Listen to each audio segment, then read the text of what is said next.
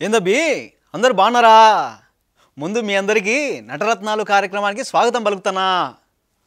ఏరే యాదగిరి, మూతి సప్పగా పెట్టినావు, సిగ్గుపడండావా? ఏ చెల్, సిగ్గుపడి గిగ్గుపడు మనతా నడవదు, మనదంతా స్ట్రైట్ ఫార్వర్డ్. ఇగో దోస్తులు అందరూ మంచిగుండ్రా. ముందుగాల మీ అందరికీ నటరత్నాలు కార్యక్రమానికి స్వాగతం పలుకుతుండు మీ యాదగిరి. ఏంట్రా వెంకటగిరి, ఏంటి సంగతులు? అదే బి యాదగిరి, ఈ పొద్దు రేపు యాడ చూడు ఆ ప్రభాస్ సినిమా కలికి 2898 AD గురించే మాట్లాడుకుంటాను. ఇంతకు ఈ సినిమా గురించి మ్యాటర్ ఏంది బి? డైరెక్టర్ ఎవరు, కథ ఏంది? ముందుగా అయితే డైరెక్టర్ గురించి చెప్పు. నాగశ్విన్ మంచి డైరెక్టర్ రా భయ్. నాగశ్విన్ మొగదాల నేను మీకు తెలుసా సినిమాకి అసిస్టెంట్ డైరెక్టర్గా చేసిండు. గా తర్వాత మన డైరెక్టర్ శేఖర్ కమల ఉండు కదా, ఆయన చేసిన సినిమాలు అయితే గుర్తుకత్తలేదు. అదే లీడరు, లైఫ్ ఈజ్ బ్యూటిఫుల్, గీ సినిమాలకి అసిస్టెంట్ డైరెక్టర్గా చేసిండు. గా తర్వాత నాగశ్విన్ డైరెక్టర్గా చేసిన మొట్టమొదటి సినిమా ఎవడే సుబ్రహ్మణ్యం. ఏందబ్బి నువ్వు చెప్పేది? మన విజయ్ దేవరకొండ, నాని హీరోలుగా చేసినారే, ఆ సినిమాకి డైరెక్టర్ అయ్యబ్బి. అవును భయ్, నాగశ్విన్ ఎవడే సుబ్రహ్మణ్యం సినిమాతో ఫస్ట్ సినిమాకే ఒక్క సినిమాకి 2 నంది అవార్డులు కొట్టిండు. ఎరకనా? ఒక అవార్డు ఏమో మన నాగశ్విన్ డైరెక్టర్కి ఉత్తమ డైరెక్టర్గా అవార్డు, రెండోది ఫీచర్ ఫిలిం అవార్డు మన ప్రొడ్యూసర్గా చేసిన ప్రియాంక దత్ గారికి. ఎరకనా? ఏందబ్బి ఒక్క సినిమాకి 2 నంది అవార్డులు కొట్టినాడా? మంచి టాలెంటెడ్ అయితే ఇబ్బి. అరే ఏంద్రబాయ్ గిదింత దానికి గట్లంటున్నావు? నాగశ్విన్ రెండో సినిమాకి వరుసగా 3 అవార్డులు కొట్టిండు. సీనియర్ హీరోయిన్ ఉంది కదా సావిత్రి, ఆమె నిజ జీవిత చరిత్రను తీసుకొని మహానటి అనే సినిమా తీసిండు. గా సినిమాకి 3 సైమా అవార్డులు కొట్టిండు. ఎరకనా? కాదబ్బి, నాగశ్విన్ అంటే మొన్నటి వరకు నిర్మాత అనుకున్నానే, కాదా డైరెక్టరా? అరే నువ్వు నాగశ్విన్ డైరెక్టర్ గురించి చాలా విషయాలు తెలుసుకోవాలి రా బాయ్. గిదింత దానికి ఎట్లంటే ఏంది? నాగశ్విన్ ఈ రీసెంట్గా వచ్చిన ఒక జాతిరత్నాలు అనే సినిమా ఉంది కదా, మంచి హిట్ కొట్టింది. గా సినిమాకి నిర్మాతగా కూడా చేసిండు బాయ్. ఎరుకనా? అంటే నాగశ్విన్ నిర్మాత ప్లస్ డైరెక్టరు. అంటే నాగశ్విన్ నిర్మాతగా తీసిన సినిమాలు హిట్టు, డైరెక్టర్గా తీసిన సినిమాలు హిట్టు.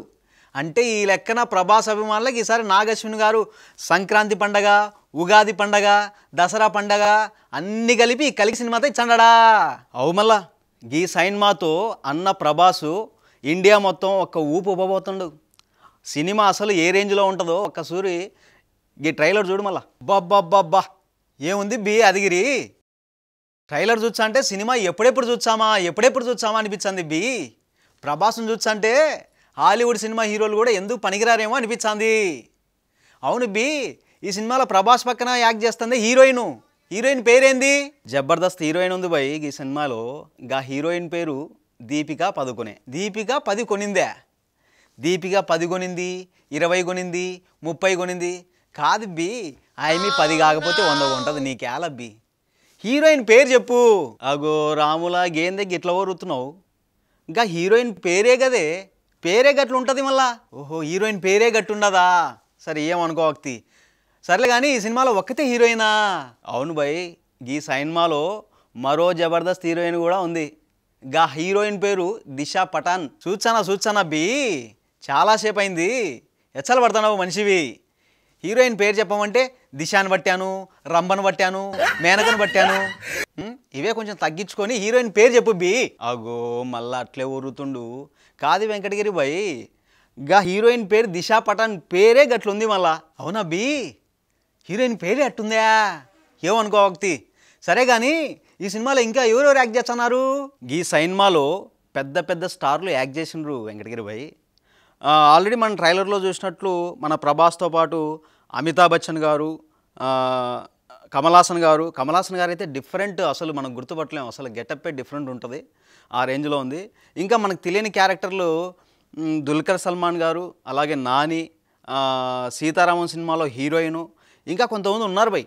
మనకి తెలియకుండా కొన్ని క్యారెక్టర్లని సీక్రెట్గా దాచిండ్రు అన్నట్టు. సినిమా చూస్తే కానీ ఆ క్యారెక్టర్లు ఎవరు అనేది మనకు అర్థం కాదు. అయితే నాగశ్విన్ కలికి సినిమాతో పాన్ ఇండియా రేంజ్లో సినిమా తీయబోతున్నాడు అనమాట.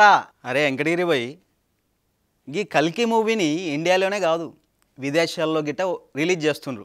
ఆల్రెడీ ఓవర్సీస్లో అడ్వాన్స్ టికెట్ బుకింగ్ షురూ చేసిండ్రు. ఇప్పటికే 20 కోట్ల తన వసూలైంది. ఎరుకనా?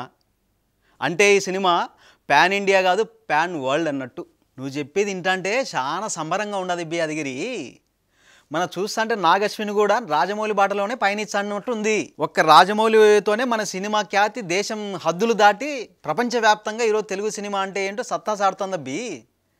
ఈరోజు ఆస్కార్ అవార్డులు సైతం మన తెలుగు కళామ తల్లి ఒడిచేరి మురిసిపోతున్న వేళ రానున్న తరం దర్శకులు కూడా రాజమౌళిలాగే ఒక ప్రతిష్టాత్మకమైన చిత్రాలు నిర్మించడం మూలంగా మన తెలుగు చిత్ర ఖ్యాతి అసలు మన భారతదేశ చిత్రరంగానికి వెన్నెముకలా నిలబడబోతున్నది అనమాట. అరే వెంకటగిరి భాయ్ మస్తు పరేషాన్ చేస్తున్నావు, మస్తు ఖుషిగా ఉన్నట్టున్నావు, ఏంటి సంగతి? మన తెలుగు వాళ్ళు ఎవరు విజయం సాధించినా నాకు విజయోత్సాహంతో తను ఉప్పొంగిపోతుంది బి యాదగిరి. అవును బి, ఇంత పెద్ద సినిమా తీస్తున్నారు కదా, ఈ సినిమాకి ఎయిటింగ్ ఎవరు చేస్తున్నారు? అరే మన అన్న ఎన్టీ రామారావు ఉండు కదా, గాయన 1997లో అడవి రాముడు అనే సినిమా తీసిండు. గా సినిమాకి కోటగిరి వెంకటేశ్వరరావు అనే ఎయిటింగ్ చేసిండు. ఇప్పుడు మళ్ళీ ఈ కల్కి సినిమాకు కూడా గా కోటగిరి వెంకటేశ్వరరావే ఎయిటింగ్ చేస్తుండు. ఏంది బి నువ్వు చెప్పేది? ఎప్పుడో 1970లో మన అన్న ఎన్టీ రామారావు తీసిన అడవి రాముడు సినిమాకి చేసిన కోటగిరి వెంకటేశ్వరరావు గారు మళ్ళీ ఇప్పుడు కల్కి సినిమాకి ఎడిటింగ్ చేస్తున్నాడా? ఏంది బి నువ్వు చెప్పేది? ఇట చూపించినట్టు కనిపించినట్టు అర్థమయ్యి కానట్టు చెప్పకుండా క్లియర్గా చెప్పు బి. అందుకే వెంకటగిరి భాయ్ సినిమాకి పోయినప్పుడు సినిమా ఒక్కటే చూడకూడదు, టైటిల్స్కి ఇట్లా పడతాయి కదా స్టార్టింగ్లో, అవి కూడా చూస్తుండాలే. అప్పుడే సినిమాకు ఎవరో టెక్నీషియన్స్ వర్క్ చేసిండ్రు గిట్లా మొత్తం తెలుసుకోవడానికి సమజ్ అవుతుంది. 1997లో అన్న ఎన్టీ రామారావు తీసిన అడవి రాముడు సినిమాతో ఎడిటర్గా జర్నీ స్టార్ట్ చేసిండు మన కోటగిరి వెంకటేశ్వరరావు అన్నట్టు. గా తర్వాత ఎన్నో సినిమాలు చేసిండు, దాదాపు 100 సినిమాలు పైన చేసిండు, 6-7 నంది అవార్డులు కొట్టిండు, సైమా అవార్డులు కొట్టిండు, ఫిల్మ్ఫేర్ అవార్డు కొట్టిండ్లు. ఇంకో ముచ్చట చెప్పనా నీకు, మన రాజమౌళి తీసిన అన్ని సినిమాలకు కూడా మన కోటగిరి వెంకటేశ్వరరావే ఎడిటర్గా చేసిండు, ఒక్క RRR సినిమాకి తప్ప. తెలుసా? బబ్బబ్బబ్బబ్బా, కోటగిరి వెంకటేశ్వరరావు చాలా మంచి ఎడిటర్. అయితే వెంకటగిరి భాయ్ నీకు సీక్రెట్ చెప్తా, ఎవరు చెప్పకు మళ్ళా. మన డైరెక్టర్ రాజమౌళి ఉంది కదా, గా రాజమౌళికి గురువు కూడా గీ కోటగిరి వెంకటేశ్వరరావే, ఎరుకనా? చూడు బి యాదగిరి, వింటాను కదా అని నువ్వు ఏది పెడితే చెప్తే నమ్మేచ్చనని అనుకోవద్దు. రాజమౌళి దర్శకేంద్రుడు కె రాఘవేంద్రరావు గారి దగ్గర ఓనామాలు రాసుకున్నాడు అన్న విషయం నాకు తెలుసబ్బి. నువ్వు ఇట్లా ఏది పడితే అది అబద్ధాలు చెప్పినావు అనుకో, కోచ్చా నాలుక కోచ్చా. అరే వెంకటగిరి భాయ్ ఎందుకు గట్ల గుస్స అవుతావు? కొంచెం చెప్పేది పూర్తిగా వినరాదే. మన రాజమౌళి సార్ ఉండు కదా, డైరెక్ట్ అవ్వడం కంటే ముందు ఈయన ఎడిటింగ్ నేర్చుకుండు. ఎవరి తాను నేర్చుకుంటూ అనుకుంటున్నావు? వెంకటేశ్వరరావు గారి తాను నేర్చుకుండు. అందుకే ఎడిటింగ్ నేర్చుకునేటప్పుడు మన కోటగిరి వెంకటేశ్వరరావు గారు రాజమౌళికి గురువు అన్నట్టు. అరే అదే నేను చెప్పబోతాను, నువ్వు ముందే గుస్సా అయితే ఎట్లా పోయి? ఇవే తగ్గించుకుంటే మంచిది. పిక్చరైజేషన్ చూసంటే సినిమా ఓ రేంజ్లో చేశారని అనిపించండి. అది ఇంతకు ఈ సినిమా కెమెరామెన్ ఎవరు చేసినారు బి? కెమెరామెన్ కల్కి సినిమాకి కెమెరామెన్ ఎవరని అడుగుతున్నావు? కష్టం. అవునులే బి, ఇంత పెద్ద సినిమా కెమెరామెన్గా చేయడం అంటే కష్టమేలే. కాకపోతే కెమెరామెన్ పేరు ఎవరో చెప్పు. కష్టం వెంకటగిరి భాయ్, కెమెరామెన్ పేరు చెప్పేదానికి కష్టం ఏముంటుంది బి? నీ కెమెరామెన్ పేరు తెలియదా? కెమెరామెన్ పేరు తెలుసు భయ్, కానీ చెప్పుడే కష్టం అంటున్నా. చూడు బి, నాకు మెంటల్ లేపాకు, నా అగ్గిన మెంటల్ లేచే తట్టుకోలేవు. ముందు ఎచ్చలు పడకుండా కెమెరామెన్ పేరు చెప్పు. ఇక కెమెరామెన్ పేరు ఒక్కసారి చెప్తా, యాదించుకోవాలి. రెండోసారి ఇట్లా నన్ను అడిగితే నేను చెప్పను మళ్ళా. సమజైందా? ఆ కెమెరామెన్ పేరు డీజోర్జ్ స్టోజిల్స్ కోవిక్. ఇంకోసారి చెప్తా విను, డీజోర్జ్ స్టోజిల్స్ కోవిక్. అంతేనబ్బి, ఈ మాత్రం దానికి ఎంత బిల్డప్ ఇచ్చినావు నువ్వు. అచ్చా గట్లనా? అయితే ఒక్కసారి ఆ పేరు చెప్పు మళ్ళా. ఇప్పుడు చెప్తా చూడు,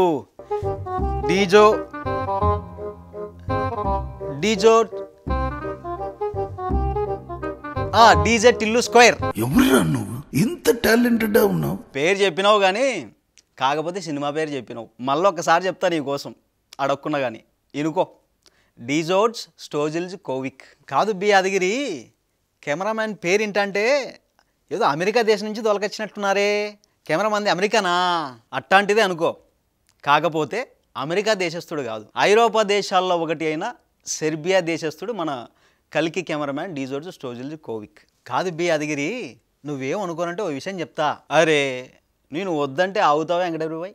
నువ్వు చెప్పేది చెప్తావుగా, చెప్పు తీ. ఇప్పుడు మన దగ్గర మంచి మంచి టెక్నీషియన్స్ ఇంతమంది ఉన్నారు కదా బి, వీళ్ళందరినీ కాదని యావడో ఐరోపా ఖండాల్లో ఉన్నటువంటి సెర్బియా దేశం నుంచి ఒక టెక్నీషియన్స్ పిలిపించడం కరెక్టేనా? అరే గట్లంటావేంది వెంకటగిరి భాయ్? మన సినిమాలకి కొత్త కొత్త టెక్నీషియన్స్ వర్క్ చేయాలి, అది మనకే మంచిది భాయ్ వెంకటగిరి భాయ్. నువ్వు చెప్పేది కరెక్టే బి యాదగిరి. మన వాళ్ళకి కాకుండా వేరే వాళ్ళకి అవకాశాలు ఇస్తే మన వాళ్ళు నష్టపోతారు కదా. అరే గందులో తప్పే ఉంది వెంకటగిరి భాయ్. ఇప్పుడు నీకు కొన్ని విషయాలు తెలియకపోవచ్చు, గట్లనే నాకు కొన్ని విషయాలు తెలియకపోవచ్చు. ఈ ప్రపంచంలో అందరికీ అన్నీ తెలియవు వెంకటగిరి భాయ్. ఇప్పుడు నాకు తెలియంది నీ కాన నేర్చుకోవడం వల్ల, నీకు తెలియంది నా తాన నేర్చుకోవడం వల్ల, గిట్లా చేయడం వల్ల మన నాలెడ్జ్ని ఇంప్రూవ్ చేసుకోవచ్చు వెంకటగిరి భాయ్. సమజైందా నేను చెప్పేది? చూడు బి యాదగిరి, నువ్వు చెప్పేది చూసా అంటే నాకు ఒక విషయం అర్థమవుతాండా. అది నాకే తెలుసు, నాకే అన్నీ తెలుసు, నాకు తెలిసిందే కరెక్టు అని బాయిలో కప్పలా బతకకుండా ఎదుటి వాళ్ళ దగ్గర నుంచి కూడా కొత్త విషయాలను నేర్చుకుంటూ ముందుకు సాగాలి అంటావు. ఏమంటావు బి? బాంఛన్ జబర్దస్తు మాట చెప్పినావు వెంకటగిరి భాయ్. మన కల్కి సినిమా కెమెరామ్యాన్ డీజర్ స్టోజిల్ కోవిక్ అనే వ్యక్తి మంచి పనితనం ఉన్న కెమెరామ్యాన్ భాయ్.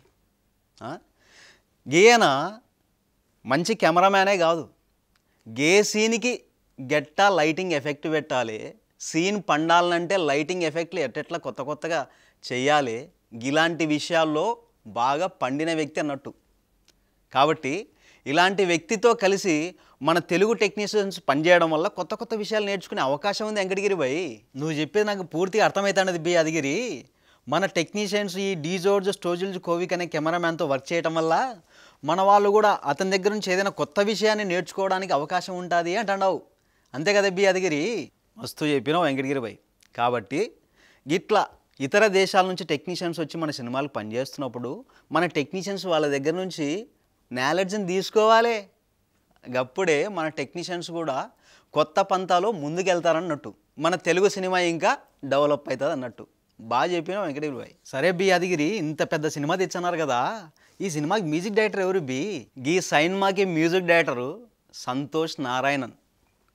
కొత్తగా ఉంది కదా, పెద్ద మ్యూజిక్ డైరెక్టర్ అంటున్నావు, పేరు మతి కొత్త లేకుందే. మ్యూజిక్ డైరెక్టర్ పేరు యాది కొత్తలేదా? నేను యాది చేస్తాను రా. కోటరు బాటలు జానడున్న మోటరు బోలెడుంది, మాటలు పొత్తిగా రానోడి చేత పాటలు పాడిస్తుంది, దీన్ని మించిన స్వర్గం అన్నది. ఇంకెవరు? మన వెంకటేష్ చేసిన గురు సినిమాలో లేబి ఈ పాట ఎవరు వాడిండు అనుకుంటావు? ఇంకెవరు బి? గురు సినిమాలో వెంకటేషే వాడినాడు. వెంకటేష్ వాడి ఈ పాటను సూపర్ హిట్ కొట్టినాడు. అయితే ఏంది? అయితే ఇప్పుడు మన కల్కి సినిమాకి మ్యూజిక్ డైరెక్టర్గా చేస్తుండు కదా సంతోష్ నారాయణ గారు, గాయనే ఈ సినిమాకి కూడా మ్యూజిక్ డైరెక్టర్గా చేసిండు. గురు సినిమాలో పాటలన్నీ బాగున్నాయి బి. గురు సినిమాకి మ్యూజిక్ చేసింది సంతోష్ నారాయణేనా? చాలా బాగున్నాయి బి పాటలు. నిప్పురా తాకరా చూద్దాం తాకితే మసే కదా మొత్తం, దురాకుల దురాగతే నిత్యం. గీ పాట ఏ సినిమాలోది? కబాలీడా. అంటే రజనీకాంత్ యాక్ట్ చేసిన కబాలీ సినిమాకు కూడా సంతోష్ నారాయణ మ్యూజిక్ డైరెక్టరా? బాగుందిలే బి. కబాలీ సినిమాకు కూడా మంచి పాటలు ఇచ్చినాడు. అవు మళ్ళా ఒరివారి నీది కాదురా పోరి ఇడిసేయిరా ఇంగ ఒడిసెను దారి. గీ పాట మన నాని హీరోగా చేసిన దసరా సినిమాలోది. గీ దసరా సినిమాకు కూడా మ్యూజిక్ డైరెక్టర్ మన సంతోష్ నారాయణ గారే. మంచి హిట్లు ఇచ్చినాడు కదా బి సంతోష్ నారాయణ గారు. కాకపోతే 3 సినిమాలే చేసినాడా? మస్తు సినిమాలు చేసిండు బై. కాకపోతే మన తెలుగులో చేసిన సినిమాలు చాలా తక్కువ. మన సంతోష్ నారాయణ గారు తెలుగు, తమిళ్, కన్నడ, మలయాళం, హిందీ ఇట్లా అన్ని భాషల్లో వర్క్ చేసిండు. ఈ అన్ని భాషల్లో మన ఇండియాలో మొత్తం 40 సినిమాలు పైన చేసిండు బై. అంతేకాదు ఇంకో విషయం ఎరగన, సంతోష్ నారాయణ గారు మంచి సింగర్ కూడా. సింగర్గా కూడా దాదాపుగా ఒక 40 పాటల పైనే వాడిండు బై. మంచి డైరెక్టర్, మంచి మ్యూజిక్ డైరెక్టర్ అన్నట్టు మన సంతోష్ నారాయణ గారు. అదే లేబి, అంత లేనిదే మన నాగశ్విని గారు ఐపీకి మ్యూజిక్ డైరెక్టర్గా అవకాశం ఇచ్చింటాడా? అయితే కల్కి సినిమాలో కూడా మ్యూజిక్ అదరగొట్టింటాడే. అవు మళ్ళా కల్కి సినిమాకు కూడా ఓ రేంజ్ మ్యూజిక్ ఇచ్చిండు. మ్యూజిక్ చాలా బాగా చేసినాడు బి. చాలా బాగుండదు మ్యూజిక్. అవు మళ్ళా వెంకటగిరి భాయ్. ఈ సినిమాతో సంతోష్ నారాయణ గారి పేరు దేశం మొత్తం మారు మ్రోగనుంది. సినిమా విజువల్ చూస్తుంటే డబ్బులు బాగా ఖర్చు పెట్టినట్టున్నారే. ఎంత పెట్టినారు బడ్జెట్ సినిమాకి? ఈ సినిమాకి బడ్జెట్ దాదాపుగా 600 కోట్లు పెట్టిండంట భయ్. ఏందబ్బి 600 కోట్లు పెట్టినారా ఈ సినిమాకి? చాలా పెట్టినారు కదా బి. 600 కోట్లు అంటే ఎన్ని సున్నాలు ఉంటాయి బి? మీకెందుకురా గా లెక్కలన్నీ మనకి తెలియదు భయ్. అవును, ఇంత డబ్బు పెట్టినాడే, ప్రొడ్యూసర్ ఎవరు ఈ సినిమాకి? ఈ సినిమాకి మన అశ్విని దత్తి గారు నిర్మాతగా చేసిండ్రు. అవునా? అంటే మన వైజయంతి మూవీస్ అధినేత అశ్విని దత్ గారు ఈ సినిమా నిర్మించన్నారా? అవు మళ్ళా వైజయంతి మూవీస్ బ్యానర్ స్టార్ట్ చేసి 50 సంవత్సరాలు పూర్తయింది. ఈ 50 సంవత్సరాల్లో దాదాపు 50 సినిమాల పైన నిర్మించిన మన అశ్విని దత్ గారు. అవును బి అదిగిరి, ఇంతకీ సినిమా స్టోరీ ఏంది, లొకేషన్స్ ఏంది దీని గురించి, సినిమా గురించి? సినిమా స్టోరీ ఎట్లుందంటావా? సినిమా స్టోరీ గురించి నాగశ్విన్ గారు మంచిగా చెప్పిండు. ఒక్కసారి ఆయన మాటల్లోనే వింటే అసలు స్టోరీ ఏంది, లొకేషన్స్ ఎట్లున్నాయి, గ్రాఫిక్స్ ఎట్లా క్రియేట్ చేసిండ్రు, ఈ మ్యాటర్ అన్నీ ఒక్కసారి ఆయన మాటల్లోనే ఇందాం. అవును బి అదిగిరి, ఇదంతా చూసంటే సినిమా తొందర రిలీజ్ అయితే బాగుండు అనిపిస్తుంది. వెయిటింగ్ తట్టుకోలేకపోతానా. గట్లయితే వెంకటగిరి పోయి నువ్వు జల్దీ పోయి టికెట్లు బుక్ చేసుకోపో, లేకుంటే నీకు టికెట్లు దొరకాయి. అంటే సినిమా ఆల్రెడీ రిలీజ్ అయిందా? అరే రాములా, నువ్వు ఇంకా యాలోకంలో ఉన్నావే. జూన్ 27వ తేదీ కల్కి సినిమా రిలీజు, ఇంకా 2-3 రోజులు కూడా లేదాయే. నువ్వు ఇప్పటికీ టికెట్లు బుక్ చేసుకోకపోతే నీకు టికెట్లు దొరకాయి. ఇదిగో దోస్తులు, మీరు కూడా ఉరుకురి, జల్దీ పోయి టికెట్లు బుక్ చేసుకోపోరి. మళ్ళా నటరత్నాల షోలో ఇక్కడే మరో సినిమా టాపిక్తో మళ్ళీ కలుద్దాం. అంతవరకు నమస్తే.